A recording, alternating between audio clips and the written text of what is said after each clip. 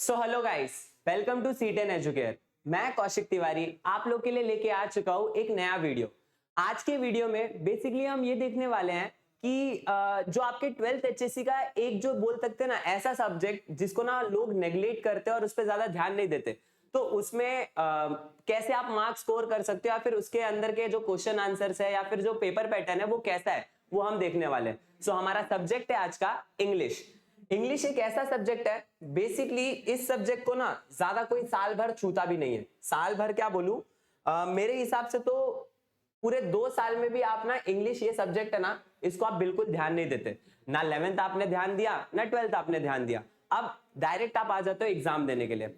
अब देखो इसमें दिक्कत क्या होता है मालूम है कि ना आपने जो 10th में इंग्लिश का पेपर दिया है ना वो एक तरह से देख सकते हो तो 12th से ज्यादा हार्ड है। मतलब जो आपका 12th का पेपर रहेगा ना इंग्लिश का वो बहुत ज्यादा सिंपल और बहुत ज्यादा इजी होने वाला है। कैसे वो मैं आज आपको बताऊंगा। देखिए मैं 10th से 12th में आपको थोड़ा कंपेयर भी करने वाला हूं कि जहां पे आपको दिक्कतें होती थी, कहां आपके मार्क्स कटते थे और यहां पे कैसे आप मार्क्स स्कोर कर सकते हो, ये भी हम डिस्कस करेंगे इस वीडियो में। ठीक है, सो बेसिकली पहले ये समझ लेते हैं कि हमें कैसे क्वेश्चंस आएंगे और उनको हमें कैसे अटेम्प्ट करना है, क्योंकि जब तक ये क्लियर नहीं हो जाएगा तब तक हमें मतलब बोलते ना जब तक बोलते ना एक पाथ हमें नहीं मालूम है कि हमें कहां जाना है, तो ये हम डिसाइड नहीं कर सकते कि हम कैसे पहुंचेंगे और कितना अच्छे से पहुंचेंगे। तो एक पाथ मालूम होना बहुत ज्यादा जरूरी है। बेसिकली वही पाथ आज हम जानने जा रहे हैं। ओके, सो जैसे कि मैंने बोला मैं इंग्लिश के पेपर पैटर्न को आपको वो करूंगा, मतलब एक्सप्लेन करूंगा। सो उसके लिए ना सबसे अच्छा चीज क्या होगा मालूम है कि हम लोग एक क्वेश्चन पेपर ले ले। सो यहाँ पे मैंने 2000 बेसिकली 24 का बोर्ड का क्वेश्चन पेपर लिया इंग्लिश का। तो उसके अंदर से हम लोग देखेंगे कि हमारा जो पेपर पैटर्न है वो कैसा है और मतलब बोलते हैं ना कैसे क्वेश्चंस आते हैं, कैसे मार्क डिस्ट्रीब्यूशन होते हैं, 10वीं से 12वीं में अलग क्या है, ये सारी चीजें। ठीक है, अब जैसे कि आप जानते हैं कि अब बोर्ड के एग्जामिनेशन बहुत ज्यादा करीब आ गए हैं। बहुत सारे बच्चे हैं जिन्हें बोलते हैं ना स्टोरीज में, नोवेल्स में, पोएम्स में बहुत सारी दिक्कतें आ रही है। तो मैं आपको एक चीज के लिए निश्चिंत करना चाहता हूं, मतलब एक अश्योरिटी दे रहा हूं कि इन सब के भी वीडियो बहुत जल्दी हमारे चैनल पे आपको देखने मिलेंगे, जिसके चलते आप बहुत अच्छा स्कोर कर पाएंगे किसमें, इंग्लिश में। ये गारंटी मैं आपको देता हूं कि अगर आप बोलते ना हमारा जो इंग्लिश का प्लेलिस्ट है ना वो थोड़ा एक बार अच्छे से गो थ्रू करके जाएंगे ना तो डेफिनेटली आपको कुछ ना कुछ हेल्प करेगा। ओके, सो चलो शुरू करते हैं हमारा लेक्चर।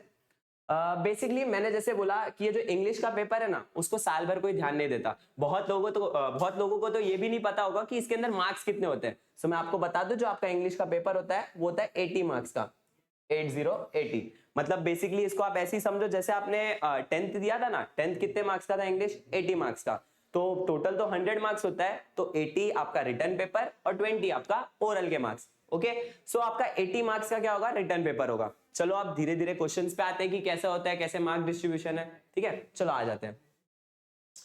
सो शुरू किया जाए। ओके, तो सबसे पहला जो आपका सेक्शन होता है वो होता है प्रोज का सेक्शन।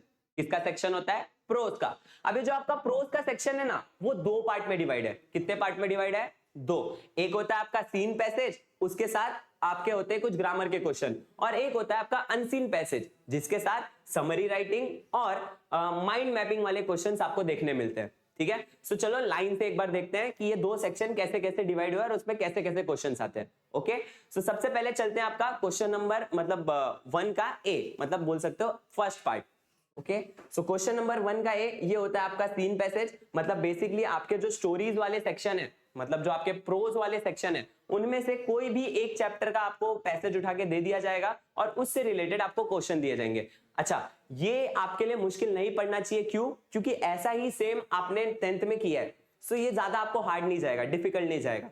ठीक है, अब एक चीज और मैं आपको बताऊंगा कि इसके अंदर आपको फायदा क्या है। मतलब 12th के पेपर में एक चीज आपके लिए बहुत ज्यादा आसान कर दी गई है, वो अभी मैं थोड़ी देर में आगे वीडियो में बताऊंगा। ओके, सो अगर मैं आपको बताऊं तो ये जो हमारा क्वेश्चन नंबर 1 का ए, मतलब ये क्वेश्चन नंबर 1 है टोटल, ये टोटल आपका क्वेश्चन नंबर 1 होता है 16 मार्क्स का।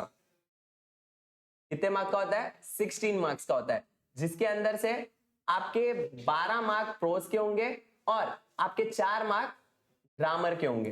किसके होंगे, 4 मार्क ग्रामर के। और यही 12 और 4 टोटल आपका 16 मार्क्स का क्वेश्चन नंबर 1 होता है।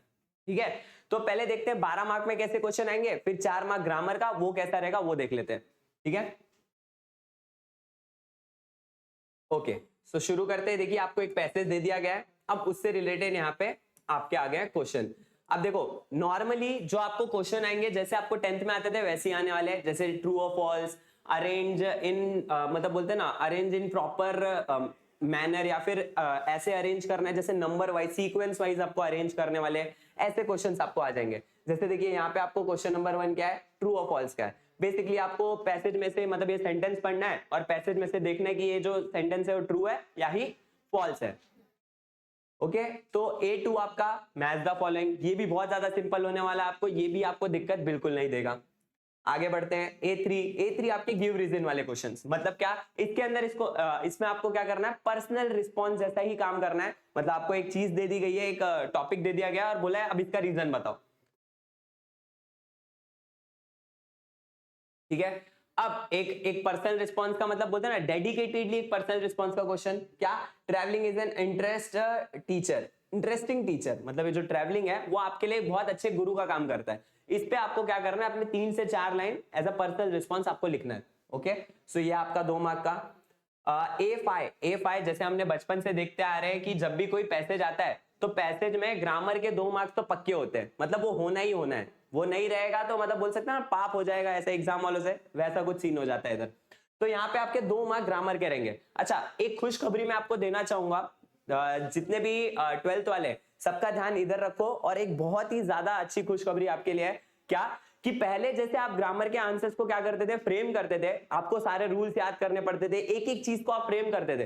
तो इस बार आपको एक चीज आसान कर दी गई है, क्या आपको ना आंसर बने बनाए मिलेंगे। मतलब आपको यहाँ पे 4 ऑप्शन दिए जा रहे हैं, 4 में से कोई भी एक ऑप्शन को आपको सिलेक्ट करना है जो कि सही होगा। ओके सो यहाँ पे आपका एक टेंशन हट जाएगा, जो आंसर फ्रेम करने का टेंशन होता है ना वो आपका हो जाएगा एकदम जीरो, हट जाएगा वो टेंशन। ओके सो यहाँ पे देखो एक क्वेश्चन दिया है, क्या I like to ask question of place I visit.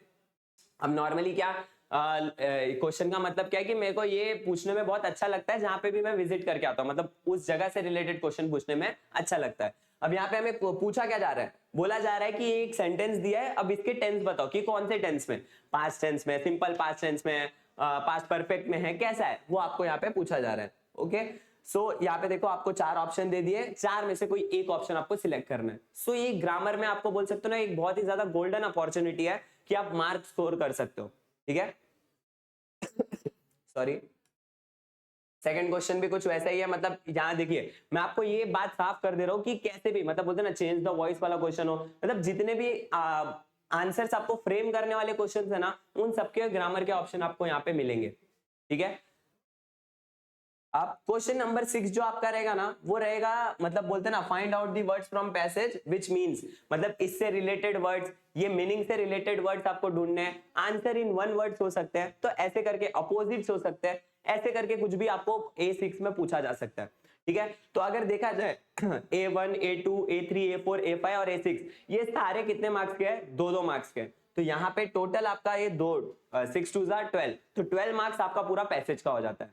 कितना मार्क्स, 12 मार्क्स आपका हो जाता है पैसेज का।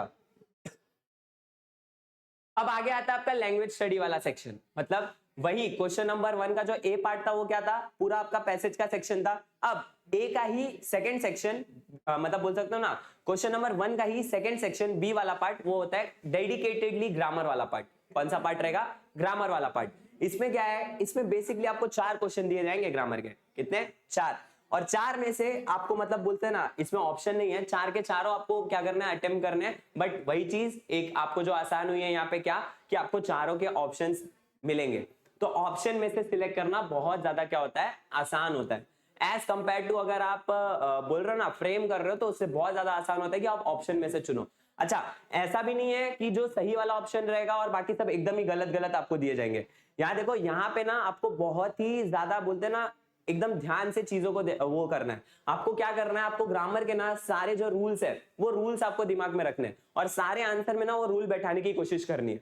जहां वो रूल बैठेगा वहां वो आंसर को आपको क्या करना है, सिलेक्ट कर लेना और वो आपको आंसर में लिखना है। ओके सो ये चीज पे ध्यान देना है कि आपको रूल्स याद होने चाहिए सारे ग्रामर्स के, ठीक है। तो ये 4 मार्क डेडिकेटेडली आपका ग्रामर वाला सेक्शन, तो ये टोटल आपका कितना हो गया, अगर मैं देखूं तो ये 12 + 4 तो ये टोटल आपका 16 मार्क्स हो गया क्वेश्चन नंबर 1। मतलब क्वेश्चन नंबर 1 आपका कंटेन करता है 16 मार्क्स। अब वही प्रोज वाले सेक्शन का क्या है, दूसरा पार्ट, दूसरा हिस्सा, क्वेश्चन नंबर 2, जो कि है अनसीन पैसेज, जो कि क्या है, अनसीन पैसेज।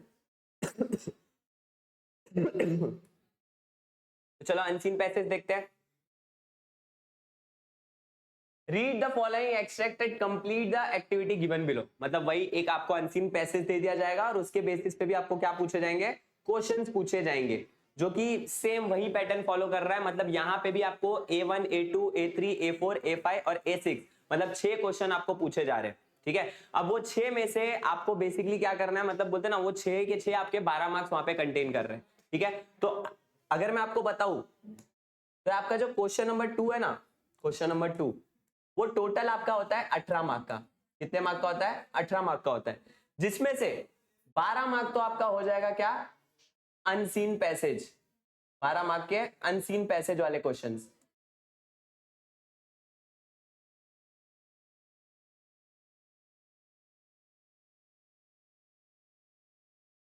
ठीक है, तो ये 12 मार्क का आपका अनसीन पैसेज वाला क्वेश्चन हो गया। अब 18 में से 12 गया, बचा कितना, 6 मार्क्स आपके बच रहे। अब देखते हैं क्वेश्चन नंबर 2 में ये 6 मार्क क्या क्या, मतलब बोलते हैं ना, उसमें क्या क्या करना पड़ेगा आपको। सो चलो आगे बढ़ते हैं। अगर मैं आपको बताऊं वो 6 मार्क के लिए आपको क्या क्या करना है, तो बेसिकली वहां पे आपको 2 तरह के एक राइटिंग स्किल है जो कि आपको परफॉर्म करना है। मतलब क्वेश्चन नंबर 2 का बी और सी, ये 2 का बी और सी क्या है मालूम है, ये एक आपका समरी राइटिंग, एक हो जाएगा आपका समरी राइटिंग, मतलब जो आपका अनसीन पैसेज है उसी का आपको क्या लिखना है, समरी लिखना है। ठीक है, तो एक आपका समरी राइटिंग हो जाएगा जो कि होगा 3 मार्क का। ठीक है, 6 में से 3 मार्क आपका समरी राइटिंग का हो जाएगा। अच्छा, ये चीज याद रखो कि आप जब 10th में थे तो आपको समरी राइटिंग ये सब कितने मार्क के लिए आता था, 5 मार्क के लिए आता था बेसिकली, 5 या तो 4 मार्क्स के लिए बेसिकली आता था। तो अब यहाँ पे वो चीज घट के कितनी हो गई है, 3 मार्क हो गई है। मतलब आपको कंटेंट भी क्या करना है, आपको ना लेंथ नहीं बढ़ाना है आपके समरी का, या फिर आपको लेंथ नहीं बढ़ाना है अपने कोई भी राइटिंग स्किल का। आपको क्या करना है, उसके अंदर प्रॉपर कंटेंट डालना है। प्रॉपर कंटेंट मतलब समझ रहे हो, मतलब थोड़ी अच्छी वोकैबुलरी आपको यूज करनी है। ऐसा नहीं कि लिखने के लिए लिखते जा रहे 2 पेज 3 पेज लिख दिया, उसका कोई मतलब नहीं होगा जब तक उसमें कंटेंट नहीं डालोगे। ठीक है, तो बेसिकली 3 मार्क के लिए आपका रहेगा समरी राइटिंग और 3 मार्क के लिए रहेगा माइंड मैपिंग। ये भी आपका क्या है, एक इंपॉर्टेंट सेक्शन है, माइंड मैपिंग और समरी राइटिंग। अच्छा, अब ये माइंड मैपिंग, समरी राइटिंग, ये सब क्या होता है, इसका फॉर्मेट कैसे है, कैसे लिखते हैं, इन सब के लिए हम लोग डेडिकेटेडली एक वीडियो बनाएंगे, हमारे राइटिंग स्किल का वीडियो। सो उसके अंदर हम लोग डिस्कस करेंगे। फिलहाल हम बेसिकली यही देख रहे हैं कि हमारा पेपर पैटर्न क्या है। ओके, सो इतना याद रखो कि क्या हो गया आपका क्वेश्चन, मतलब सेक्शन जो 1 है, सेक्शन 1 में 2 पार्ट है, क्वेश्चन नंबर 1 और question number 2। Question number 1 total आपका है 16 मार्क का और क्वेश्चन नंबर 2 है कितने मार्क का, 18 मार्क का। मतलब अगर मैं ऐड करूं तो 16 और 18 टोटल होता है आपका 34, क्योंकि 16 16 32 और 2 मार्क उधर गए, तो टोटल आपका कितना हो गए, 34 मार्क्स किधर हो गए, सेक्शन 1 में कवर हो गए। मतलब सेक्शन 1 अकेला आपका 34 मार्क कंटेन कर रहा है, मतलब सबसे ज्यादा मार्क्स आपके सेक्शन 1 में। ओके, सो आ जाते हैं आप सेक्शन 2 के तरफ। सेक्शन 2 बचपन से जैसे हम देखते आ रहे क्या होता है, पोइट्री वाला सेक्शन। ठीक है, तो पोइट्री वाले सेक्शन को बेसिकली क्या, वही वो कितने मार्क्स का है पहले वो देख लेते हैं।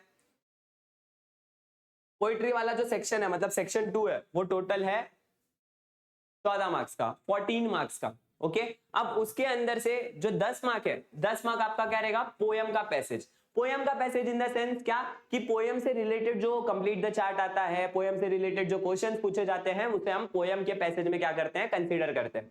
ओके, सो पोयम का पैसेज आपका कितने मार्क का रहेगा, टोटल 10 मार्क्स का रहेगा। मतलब 14 में से सेक्शन आपका 2 कितने मार्क का है, 14 मार्क का है। 14 में से आपका बोल सकते हो 10 मार्क्स पोयम के पैसेज में जा रहा है।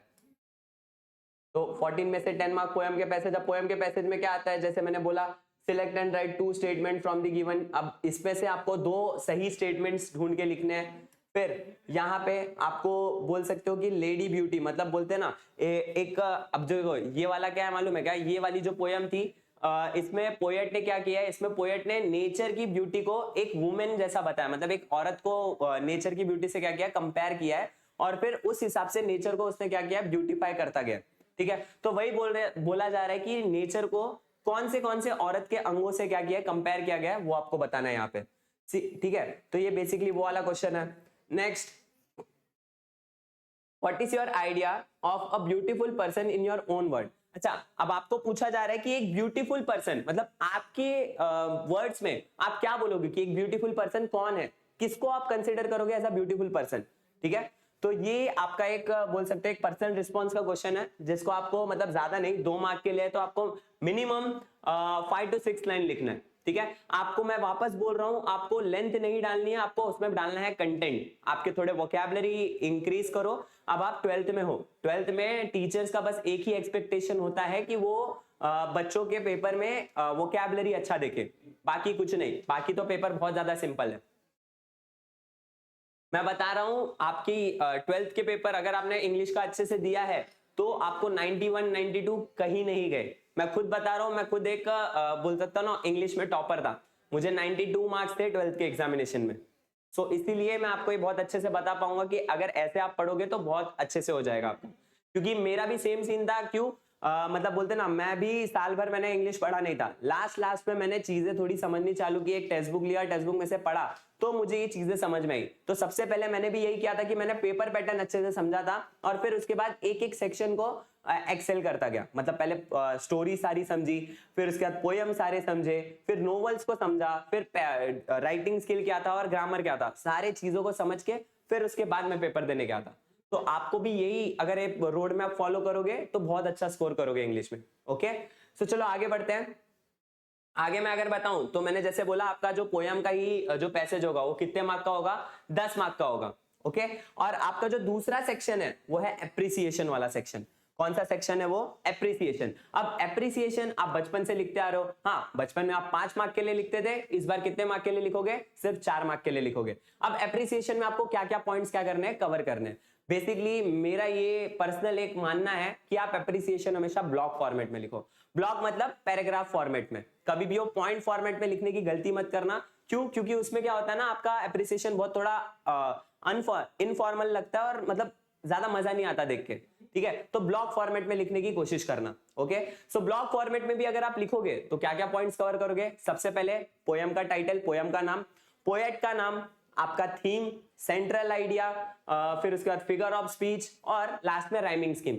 ये सारी चीजों को लिख के आपको कंक्लूड करना है आपके पोयम को। ठीक है, पहले हम लोग 2-3 पॉइंट्स और लिखते थे, जैसे व्हाई यू लाइक और डोंट लाइक द पोयम। ये सारी चीजें आपको नहीं लिखनी है एप्रिसिएशन में। ओके, सो आगे बढ़ते हैं। एप्रिसिएशन आपका कितने मार्क का?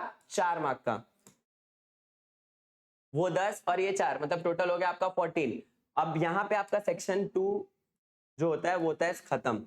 सेक्शन 2 होता है समाप्त और आता है सेक्शन 3। तो अब अगर मैं कंटिन्यू मतलब बोलते हैं ना टोटल करूं, सेक्शन 1 था आपका टोटल 34 मार्क्स का और 2 कितने मार्क्स का? 14 मार्क्स का। तो टोटल जो होता है वो आपका होता है 48। कितना होता है? 48। मतलब 2 सेक्शन भी अगर आपने अच्छे से किया ना तो आप आधे से ज्यादा मार्क्स कवर कर लोगे। बट 2 सेक्शन क्यों करना है? करेंगे हम पूरा अटेम्प्ट। ओके, तो चलो आगे बढ़ते हैं। आगे अगर मैं बताऊं तो आगे नेक्स्ट अपना टॉपिक है राइटिंग स्किल का। नेक्स्ट अपना टॉपिक क्या है? Writing skill. अब देखो, ये जो एक टॉपिक है ना राइटिंग स्किल, इसने आपको 10वीं में बहुत टेंशन दिया होगा। क्यों? क्योंकि टोटल 30 मार्क्स तो आपके राइटिंग स्किल के थे, जिसके अंदर से आपको 3, 2, 4 ऐसे मार्क्स मिलते थे। मतलब अगर बहुत अच्छे से लिखा तो 4.5, 5 में 5 मिलना तो इम्पॉसिबल। ठीक है, बट इस साल आप अगर अच्छे से राइटिंग स्किल लिखोगे ना तो आपको आउट ऑफ मार्क्स मिलना बोलते ना एकदम गारंटीड है। चलो अब मैं बताता हूं कि क्यों ऐसा मैं बोल रहा हूं। क्योंकि इस बार के टॉपिक्स ही इतने आसान है आपको। अब आपको एक मजे की बात बताऊं, आपका राइटिंग स्किल का जो सेक्शन है ना, मतलब सेक्शन क्या 3, वो पूरा सेक्शन आपका कितने मार्क्स का है? 16 मार्क्स का है। कितने मार्क्स का? 16 मार्क्स का। 16 मार्क्स में अगर मैं आपको बताऊं तो आपका राइटिंग स्किल हुआ है ना 4-4 मार्क में डिवाइड। मतलब टोटल आपको 4 राइटिंग स्किल लिखने हैं। अगर मैं इसको करूं ना तो टोटल आपको कितने राइटिंग स्किल लिखने हैं? 4 राइटिंग स्किल।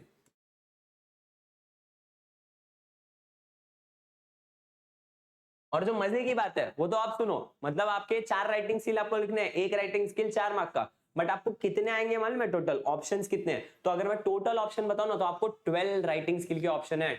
12 12 राइटिंग स्किल में से आपको सिर्फ कितने लिखने हैं? 4 लिखने हैं। 12 में से 4, मतलब आपके पास बहुत सारे ऑप्शंस है। एक नहीं आता तो दूसरा करो, दूसरा नहीं आता तो तीसरा करो। मेरा ये पर्सनली मानना है कि जब आपके पास इतने ऑप्शंस है ना तो आप पहले से ही सिलेक्ट करके जाओ कि आप यही राइटिंग स्किल को अटेम्प्ट करोगे। देखो मैंने ऐसे रखा था कि जो अभी जैसे मैं आपको एक्सप्लेन करूं तो आपका जो राइटिंग स्किल का डिवीजन है, मतलब बोलते हैं ना टॉपिक्स का और मार्क्स का डिवीजन कुछ ऐसा होता है कि आपका राइटिंग स्किल आता है क्वेश्चन नंबर 4 में। क्वेश्चन नंबर 4 का ए बी सी डी क्या है? Question number 4। अब इसके अंदर आपको आएगा ए बी सी और डी। ए वाला जो सेक्शन है इसमें आपको 3 ऑप्शन रहेंगे, मतलब 3 राइटिंग स्किल के ऑप्शन रहेंगे। ऑप्शंस इसमें भी सेम 3, इसमें भी 3 और लास्ट वाले में भी आपको 3 राइटिंग स्किल के ऑप्शंस हैं। अब इन तीनों में से आपको सिर्फ लिखना है एनी वन।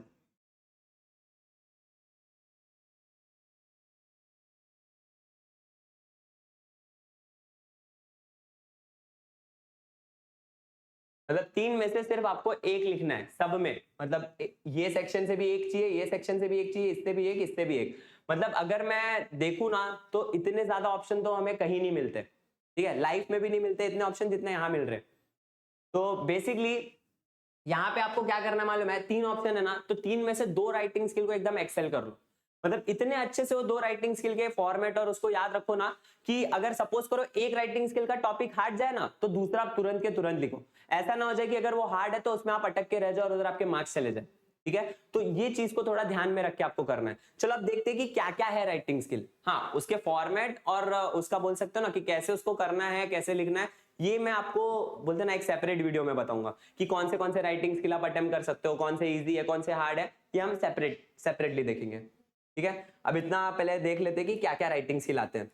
तो क्वेश्चन नंबर मैंने जैसे बोला क्या है, ए 4 का ए में आपको 3 ऑप्शन। सबसे पहला ड्राफ्टिंग अ वर्चुअल मैसेज, मतलब वर्चुअल मैसेज आपको एक ड्राफ्ट करना है। क्या होता है, कैसे होता है, इसके लिए एक सेपरेट वीडियो आएगा। फिर दूसरा है स्टेटमेंट ऑफ पर्पस, और दिया है देखो, दूसरा क्या है स्टेटमेंट ऑफ पर्पस, और तीसरा है ग्रुप डिस्कशन। अब इन 3 में से आपको कोई एक राइटिंग स्किल क्या करना है, अटेम्प्ट करना है। और मैं बोलूं ये तीनों भी क्या है, तीनों भी 4 मार्क्स के हैं। मतलब आपके जितने भी राइटिंग स्किल के टॉपिक है सब 4-4 मार्क्स के होने वाले, कोई भी ज्यादा मार्क्स का नहीं है, ठीक है। तो ये हो गया। फिर आपका आता है सेक्शन बी, मतलब 4 का बी। इसमें भी कितने 3 ऑप्शन है। क्या क्या होगा, ईमेल जो कि आपने 11th में देखा था, रिपोर्ट राइटिंग जो कि आप बचपन से करते आ रहे हो, और इंटरव्यू क्वेश्चन ये भी आप बचपन से करते आ रहे हो। ये दोनों में आपको बिल्कुल भी डाउट नहीं होना चाहिए। रिपोर्ट राइटिंग और इंटरव्यू तो आपने सही में बोलते ना एकदम 7th से तो मेरे ख्याल से रिपोर्ट और ये इंटरव्यू क्वेश्चंस आपको आगे रहेंगे। तो वो टाइम से अगर आप करते आ रहे हो तो इसमें आपको कोई डाउट नहीं आना चाहिए। ये सेक्शन तो आप इजीली कर लोगे, दोनों में से कोई एक तो पक्का अटेम्प्ट करोगे। अगला अगला जो आपका सेक्शन है, अब देखो यहाँ पे ना आपको एक और चीज है, यहाँ पे ना आपको ना इंटरव्यू के लिए ना वो भी दे दिए, टॉपिक्स भी दे दिए कि मोटिवेशन, मतलब मोटिवेशन से रिलेटेड पूछो, इनिशियल प्रिपरेशन क्या थी उससे रिलेटेड पूछो। मतलब आपको टॉपिक्स दे दिए, इसी से रिलेटेड क्वेश्चन पूछने। एक और एक चीज आसान कर दी आपकी, एकदम सिंपल। अगला सेक्शन सी। सेक्शन सी में से भी आपको मतलब बोलते ना कोई 3 ही करना, और इसमें क्या क्या है, स्पीच, ये भी आप बचपन से देते आ रहे हो। बहुत सारे बच्चे तो ऐसे भी होंगे जो स्कूल के इंडिपेंडेंस डे या रिपब्लिक डे पे स्पीच देते भी होंगे, तो उन लोगों के लिए या फिर ऐसे बच्चों के लिए बहुत ज्यादा आसान पड़ जाएगा। स्पीच हो गया। फिर कंपेयरिंग, कंपेयरिंग एक नया टॉपिक है, ये क्या होता है सर?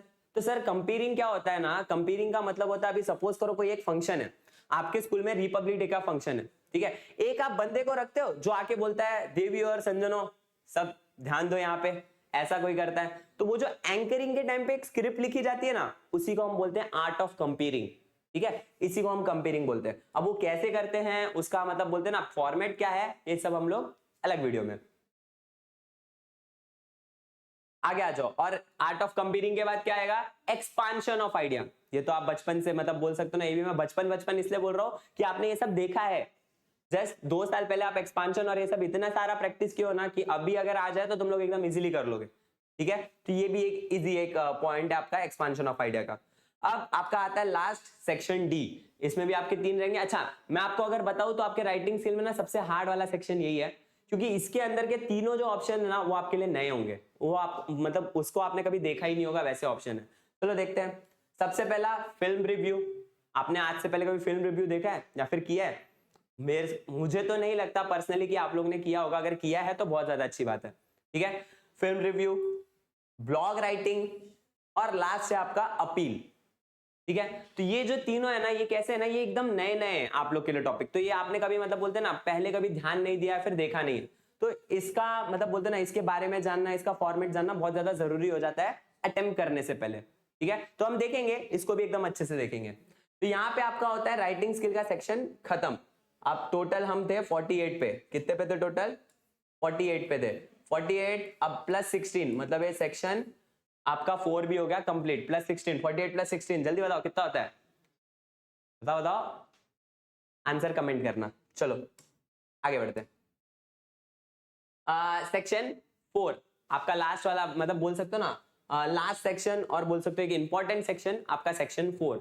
सेक्शन 4 जो है ना वो एक ऐसा सेक्शन है जो कि ना आपका बोल सकते हो एक तरह से आपकी बैंड बजाने के लिए सेक्शन। क्यों मालूम है? इसके अंदर आएंगे आपको नोवेल्स।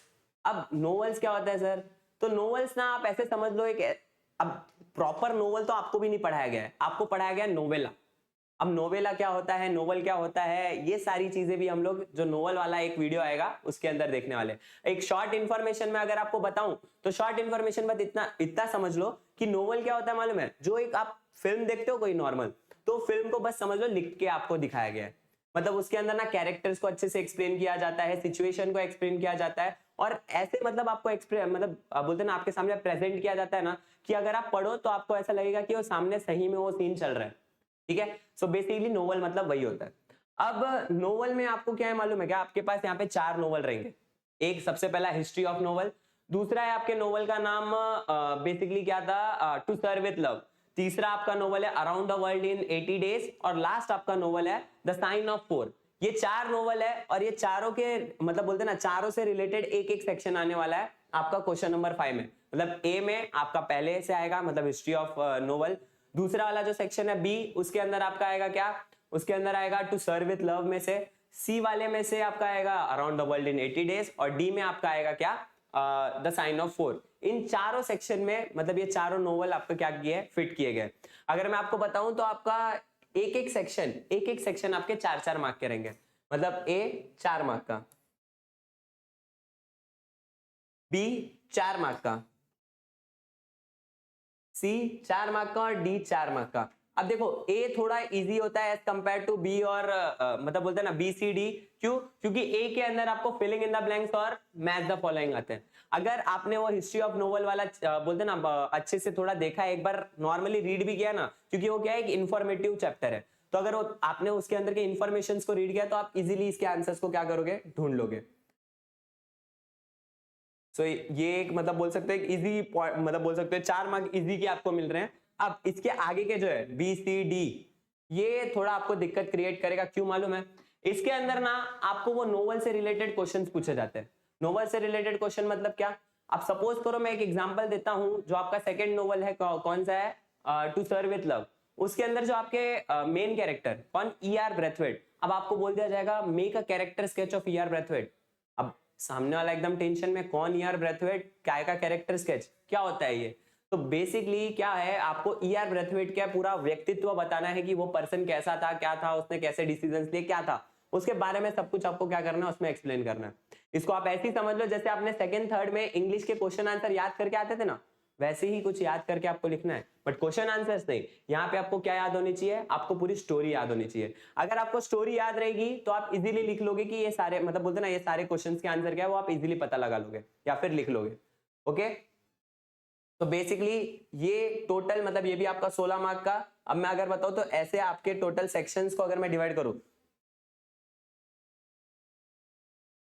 अरे सॉरी सॉरी, अगर मैं सेक्शंस को डिवाइड करूं,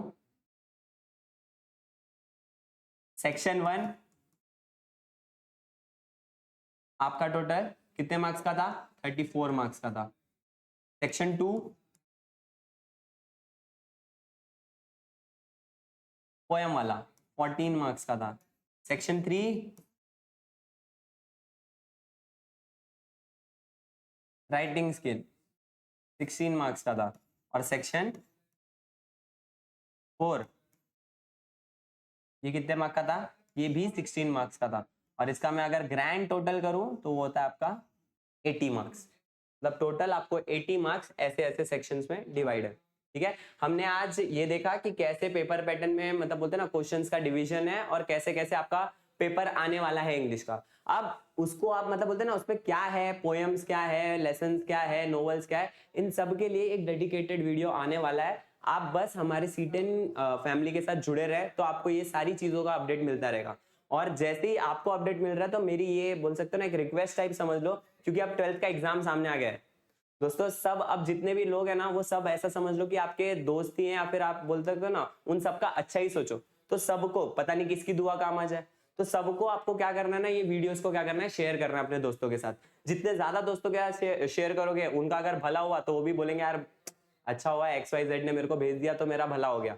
तो वो सारी जो दुआ है ना वो थोड़ा आपको 12th के मार्क्स में बूस्ट करेगा। अब देखो मैं ये नहीं बोल रहा कि वो जो दुआ करेंगे तो आपके मार्क्स आएंगे, आप यही करते बैठो। ये क्या होता है मालूम है क्या, अभी सपोज करो ये जो दुआ है ना कहाँ काम आएगी, जब एग्जामिनर आपका पेपर चेक कर रहा है तो जो आपने अगर दुआ की है मतलब बोलते हैं ना आपको दुआ मिली है, तो हो सकता है उसका मूड अच्छा हो और जहां पे वो 2 मार्क्स देने वाला वहां 3 मार्क्स दे। ऐसे सब चीजों पे थोड़ा हो सकता है, बाकी तो कुछ इंपैक्ट नहीं होता है इसका। ठीक है, तो थैंक यू वेरी मच।